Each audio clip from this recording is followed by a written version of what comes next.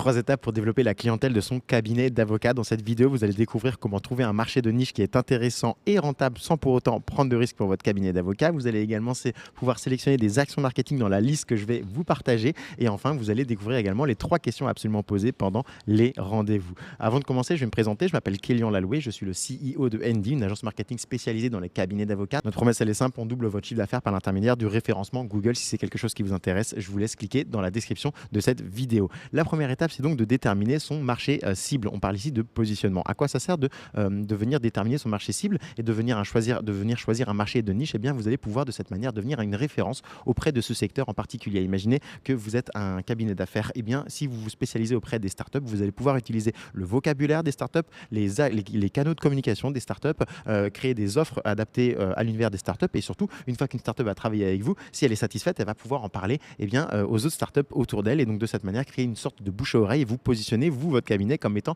un expert de son domaine. Ça va vous permettre d'avoir de meilleurs dossiers et puis d'augmenter vos prix, pourquoi pas. Mais la question, c'est donc de savoir quel marché de niche vous allez pouvoir sélectionner pour votre cabinet d'avocat. Au fil des années, à nous, avec cette agence ND, on a répertorié 4 critères qui sont indispensables et qui font qu'un marché de niche est intéressant pour votre cabinet d'avocat. Le premier critère, c'est le revenu. Le deuxième, c'est la quantité. La troisième, c'est la douleur. Et enfin, le quatrième critère, c'est l'accessibilité. Ce qu'il faut comprendre, c'est que plus ces critères sont élevés, plus le marché il est intéressant pour votre cabinet d'avocat. Voici des questions à vous poser. La première question, c'est ce marché, donc si les personnes que je cite peuvent-elles se permettre de payer nos services? La deuxième question, c'est y a-t-il suffisamment d'entreprises ou d'individus dans cette niche pour garantir un flux régulier de clients? Là, enfin, la troisième question à vous poser, c'est dans quelle mesure le problème est-il douloureux? Et enfin, la quatrième question, dans quelle mesure je peux entrer en contact avec ces personnes? La deuxième étape, c'est donc de se rendre visible auprès de ce marché cible. Une fois qu'on a déterminé le marché de niche sur lequel on voulait se spécialiser, mais il faudrait maintenant se rendre visible puisque effectivement le site internet aujourd'hui ne suffit plus. Et donc on a répertorié ici toutes les actions marketing que vous pouvez mettre en place et qui ont de l'impact pour les cabinets d'avocats. On les a distinguées. Donc les premières actions marketing, c'est de l'inbound. L'inbound, ça veut dire les clients qui viennent à vous. Donc comment est-ce qu'on peut faire pour que les clients viennent à vous? Vous pouvez mettre en place des contenus long terme tels que les guides, les listes et les vidéos. Vous pouvez mettre en place également du contenu court terme cette fois-ci avec des réseaux sociaux ou alors des webinaires. Vous pouvez mettre en place, intégrer des communautés comme par exemple des groupes Facebook et vous pouvez également apparaître sur les moteurs de recherche tels que en utilisant par exemple le référencement naturel ou alors Google Ads.